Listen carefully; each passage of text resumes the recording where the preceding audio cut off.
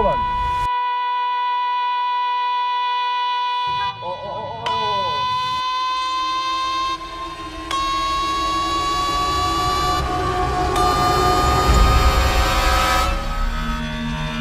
የሰው ልጅ አይምሮ ሊሸከመው ከሚችለው በላይ ፍርሃት ከ18000 በላይ እይታ ካገኘው ቪዲዮአችን በኋላ የብዙዎቻችሁን ጥያቄ ለመመለስ ወደ ጨለማው ዓለም በጥልቀት ተጉዘናል። በዚህ ቪዲዮ ውስጥ የምታያቸው ነገሮች ተራ ተንቀሳቃሽ ምስሎች አይደሉም። ሰውን እስከ እብደት የሚያደርሱ የፊልም ሳይሆን የዚች ምድር እውነተኛ እርግማን ናቸው። ይህንን ቪዲዮ እስከ መጨረሻው ለማየት ልብ ብቻ ሳይሆን የቆረጠ ነፍስ ያስፈልጋቸዋል። ማሳሰቢያ፣ ይህ ቪዲዮ ደካማ ልብ ላላቸው ለህፃናትና ለነፍሰ ጡሮች በፍጹም አይፈቀድም። በሴኩሪቲ ካሜራ የተያዙ ከ10 በላይ የሆኑ የተለያዩ ቪዲዮዎችን፣ የማይታመኑ ሰይጣናዊ ክስተቶች። አሁን ቀጥታ ወደ ቪዲዮ።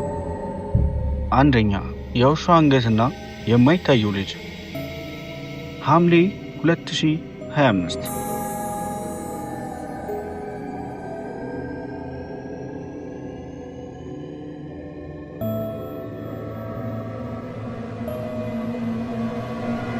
አንድ ሰው በስራ ላይ ያለ ስልኩ ላይ የቤት ሴኩሪቲ ካሜራው እንቅስቃሴ አለ የሚል አስደንጋጭ መልእክት ይታያል።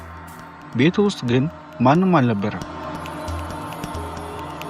ከአፍታ ቆይታ በኋላ የቤቱ ውሻ ይገባና ወደ አየር እያየ መጮህ ይጀምራል።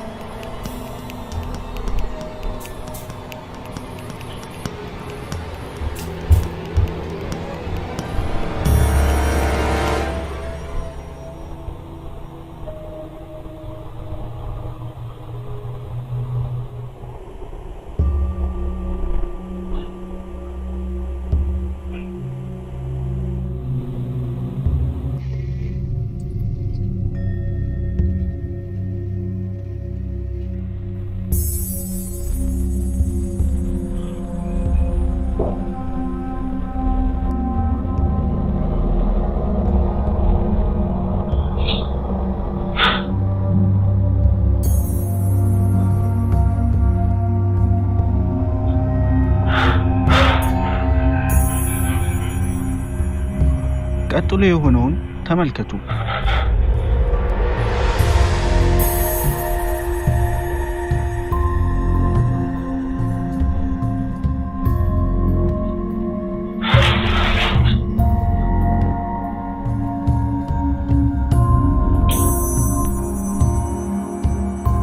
የማይታይ ጥቁር ኃይል የውሻውን ማነቆ በኃይል ወደ ላይ ጎትቷል። ውሻው እየታነቀ ይጮሃል።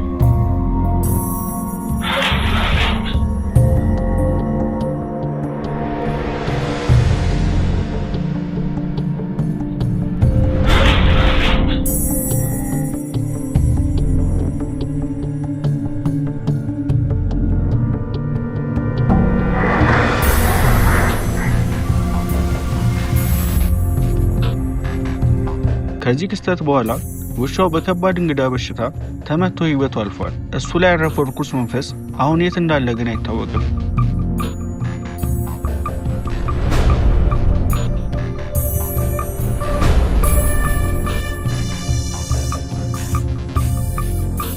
ሁለተኛ፣ በልብስ መደብር ውስጥ የበቀለው ጭራቅ።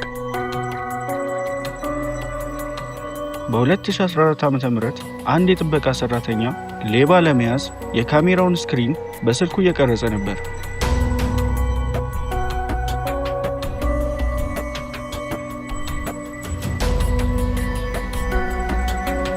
ነገር ግን ከተጠርጣሪው ሰው እግር ስር ሰብአዊ ያልሆነ አስፈሪ ፊት ያለው ትንሽ ፍጡር ድንገት ከምድር በቅሎ ወዲያው ይሰወራል።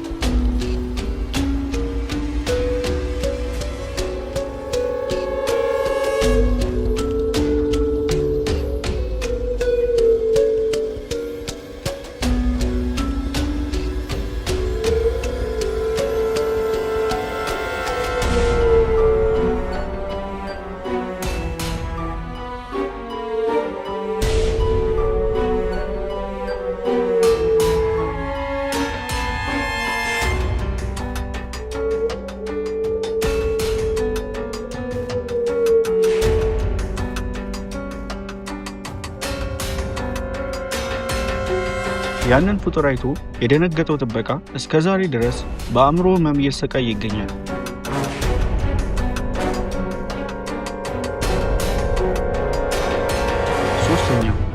አንገቱን ያዞረው አሻንጉሊት። አንዲት እናትና ልጅ ሳሎን ቁጭ ብለው ቲቪ እያዩ ነው። ከሶፋው ጀርባ የልጅቷ የፀጉር መስሪያ አሻንጉሊት ጭንቅላት ተቀምጧል።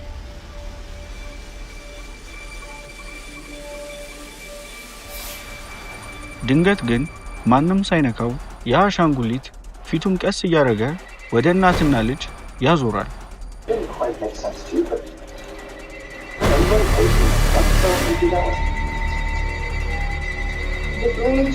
It's a metaphor for spirituality, your relationship to others. The person is supposed to become more able to see what they're doing.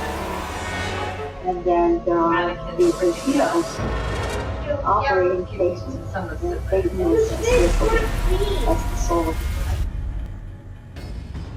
ልጅቷ በጩኸት ወደ እናቷ ትሮጣለች።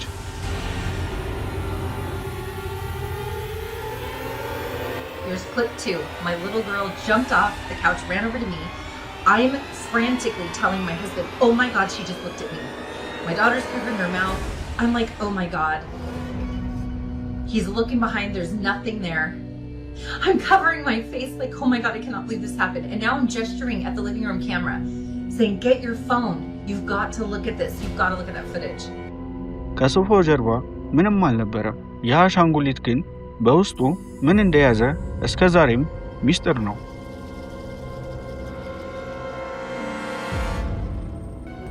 አራተኛ ከእግር ስር የሚጎተተው ሰይጣን።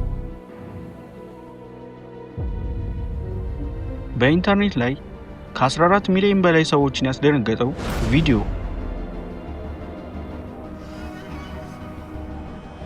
አንድ ሕፃን ልጅ ከአያቱ ጋር አልጋ ላይ ቁጭ ብሎ እያለ ከአልጋው ስር የወጣ የማይታይ እጅ የልጁን እግር በኃይል ይጎትተዋል። ልጁ እየጮኸ ያመልጣል።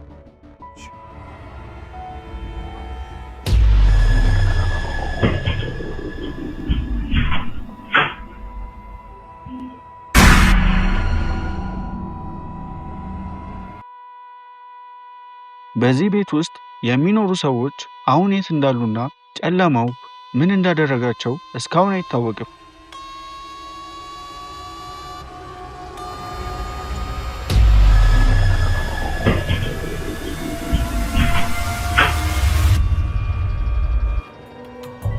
አምስተኛ ከሪቻርድ ጀርባ የቆመው ጥላ። ሪቻርድ የሚባል ሰው ለ2-5 ዓመታት በቤቱ ውስጥ ሰላም አጥቷል። መካሪዎቹ አንተ ጋር የተጣበቀ እርኩስ መንፈስ አለ አሉት። ካሜራው እኩለ ሌሊት ላይ በራሱ ጊዜ የሚዘጉ በሮች፣ አስፈሪ የለቅሶ ድምጾች እና እግር የሌለው በአየር ላይ የሚንሳፈፍ መብራት ጠፋ። እየሰራው አሁን ገና ነው የመጣው እና ለካ መብራት ሲጠፋ ያስፈራል። እና እየፈራው ወይም ቪዲዮ እየሰራ ያለሁት በጣም እየፈራው ነው። ደውም ሌሊት ነው። አሁን ከሌሊቱ 6 ሰዓት ነው አካባቢ ነው። ሰብስክራይብ እያደረጋችሁ ታዩት እንደሰማችሁ የኔን ኮሜንት ላይ ሳውቁኝ። ወደ ቪዲዮ እንመለሳለን። አስፈሪ የለቅሶ ድምጾች እና እግር የሌለው በአየር ላይ የሚንሳፈፍ ጥቁር ጥላ ቀርጿል።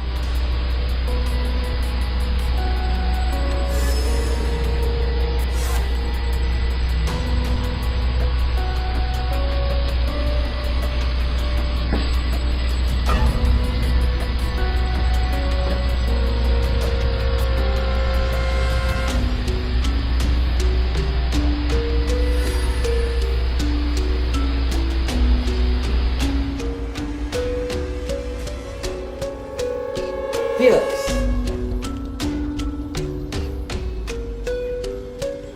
Felix.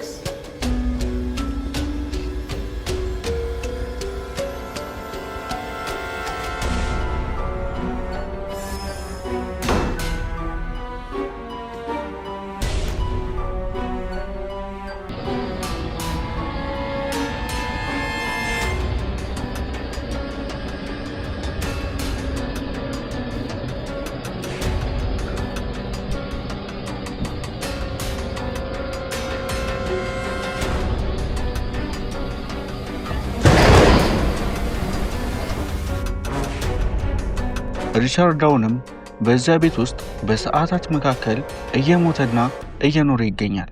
ምክንያቱም ያየው ነገር እንቅልፍ የሚነሳ ነው። ስድስተኛ የመኪናው የኋላ ወንበር ሰላይ። አንዲት እናት መኪናዋን እያጠበች ነው። የኋላ ወንበር ላይ ሕፃን ልጇ ተኝቷል። በመኪና ውስጥ ያለው ካሜራ ግን ከልጁ ጀርባ ድንገት ብቅ ያለ አይኖቹ የፈጠጡ ነጭ አስፈሪ ፊት ቀረጸ።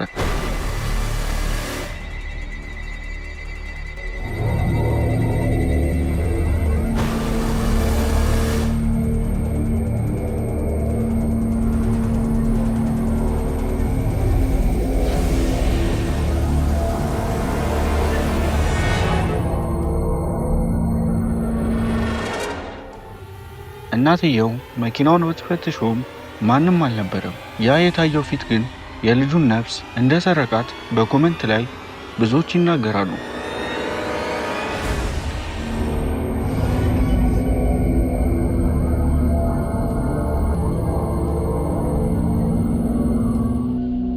ሰባተኛ የየመኑ ፍየል እግር ሴትዮ። እኩለ ሌሊት በየመን ሀገር በሚገኝ አንድ ሱቅ ውስጥ ባለቤቱ ቁርአን እየሰማ ብቻውን ቆሟል። ድንገት አንዲት እንግዳ ሴት ትገባለች። ፊቷ አመድ መስሏል።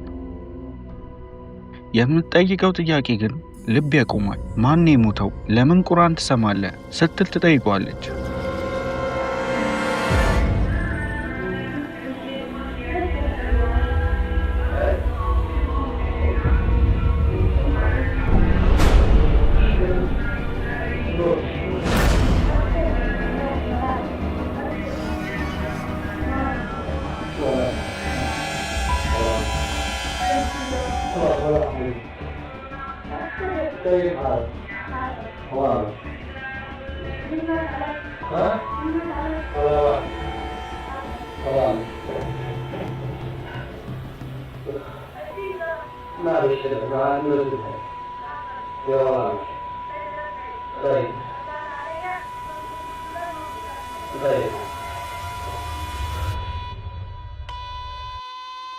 ካሜራውን አጉልቶ ያዩ ሰዎች ግን የሚያስደነግጥ ነገር አዩ። እግሮቿ የሰው ሳይሆኑ የፍየል ሰኮና ነበሩ። አይኖቿ ደግሞ ሙሉ በሙሉ ጥቁር። ይህች ፍጡር ማናት? ሰይጣን ወይስ ጂኒ? መጨረሻዋ አይታወቅም።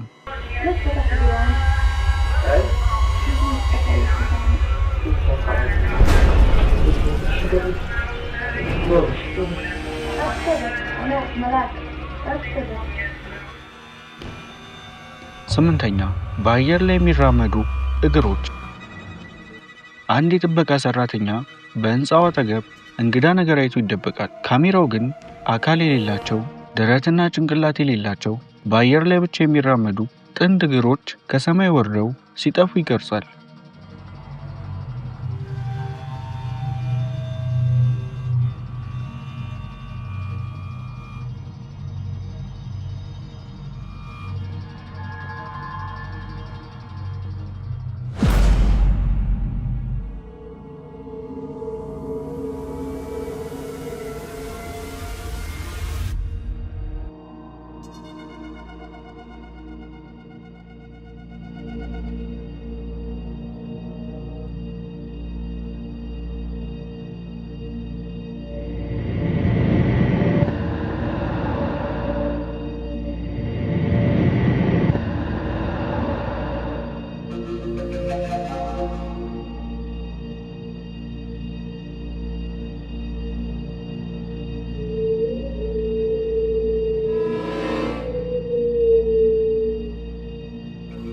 ያ የጥበቃ ሰራተኛ ከዚያ ቀን በኋላ ስራውን ጥሎ የጠፋ ሲሆን የት እንዳለ እስካሁን አልታወቀም።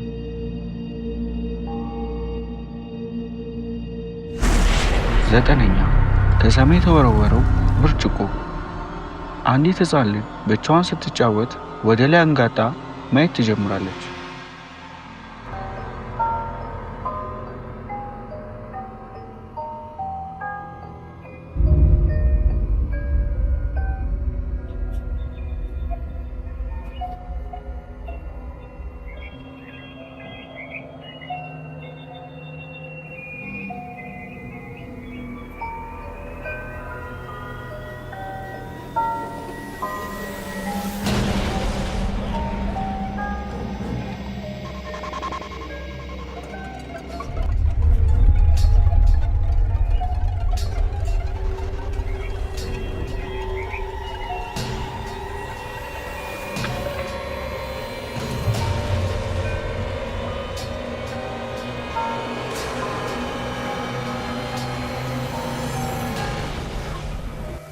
ከአፍታ ቆይታ በኋላ ከላይ ካለው ባዶ አየር ላይ ተከታታይ ብርጭቆ ጠርሙሶች ተበርብረው እግሯ ስር ይከሰከሳሉ።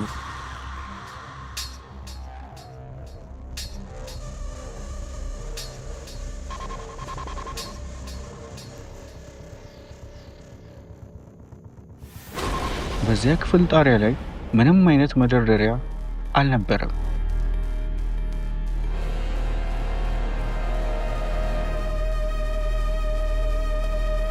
Is the toy bin where the bottle had landed? It landed about here.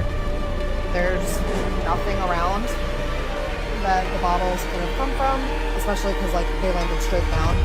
ጠርሙሶቹን የወረወረው ማን ነው? መላምት የለም።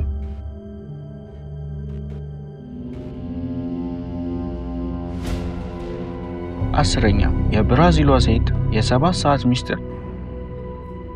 ይህ ቪዲዮ በ2025 በብራዚል የተቀረጸ ነው። አንዲት ሴት በካሜራው ላይ እንግዳ በሆነ መንገድ ስትንከራተት ትታያለች።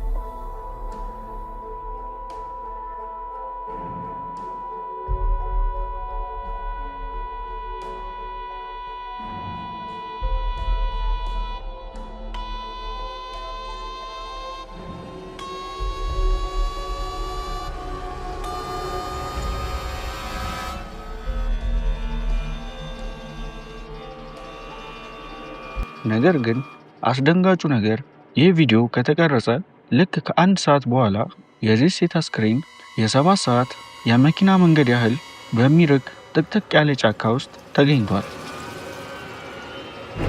በአንድ ሰዓት ውስጥ 7 ሰዓት የሚያስኬደውን ርቀት እንዴት አቋረጠችው? እሷን የወሰዳት ሰይጣናዊ ኃይል ምንድን ነው? የፖሊስ ምርመራ እስካሁን መልስ አላገኘም።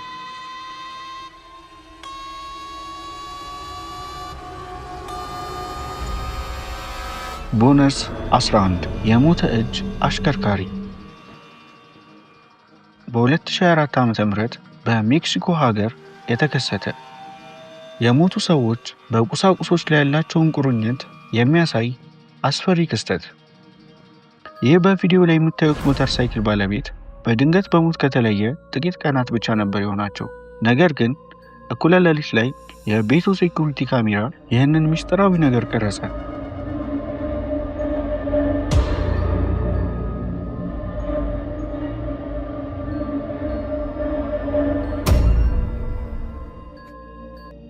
ማንም በሌለበት ጨለማ ውስጥ ሞተር ሳይክሉ በራሱ ጊዜ መንቀሳቀስና መናወጥ ይጀምራል።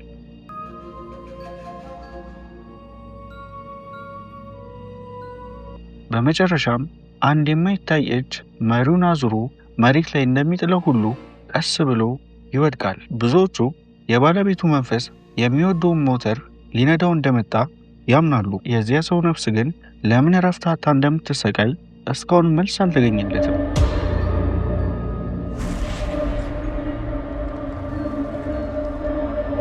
12ኛ ይህ በዓለም ላይ ካሉ እጅግ አስፈሪና የተረገሙ ቦታዎች አደገኛ ነው።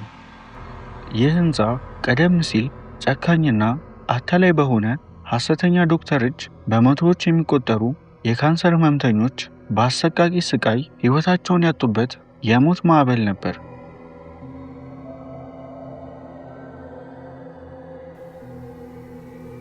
በኋላ ላይ ህንፃው ወደ ሆቴልነት የተቀየረ ቢሆንም የሟቾቹ ነፍሳት ግን ቦታውን አልለቀቁም። በ2019 ዓ.ም አንድ እንግዳ በስልኳ ስትቀርጽ የአንድ ትንሽ ልጅ ጥቁር ጥላ በከፍተኛ ፍጥነት በአጠገቧ ሲያልፍ ይታያል። Girls Trip, most haunted hotel in America, and my nightstand on the creepy door is my eyes shut, so early bedtime looking for ghosts. So early bedtime looking for ghosts. So,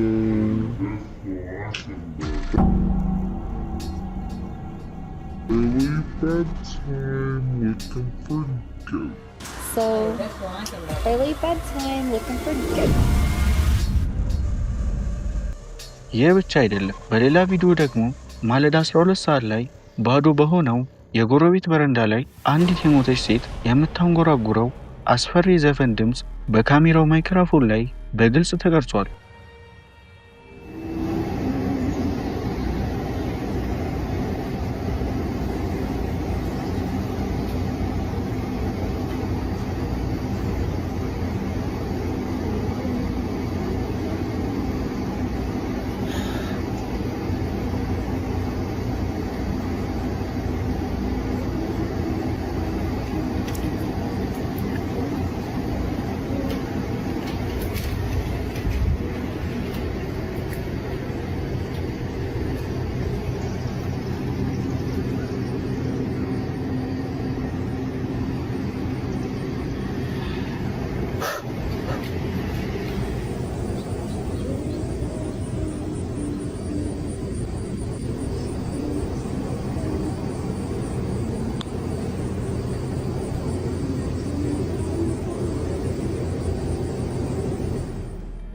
ይበልጥ የሚያስደነግጠው ግን ይህንን ሆቴል ለመዘገብ የሄደችው የፎክስ ኒውስ ጋዜጠኛ በጀርባዋ ላይ ማንም ሳይነካት በጥፍር የተዋጠጡ ከባድ የደም ቁስሎች አጋጥሟታል።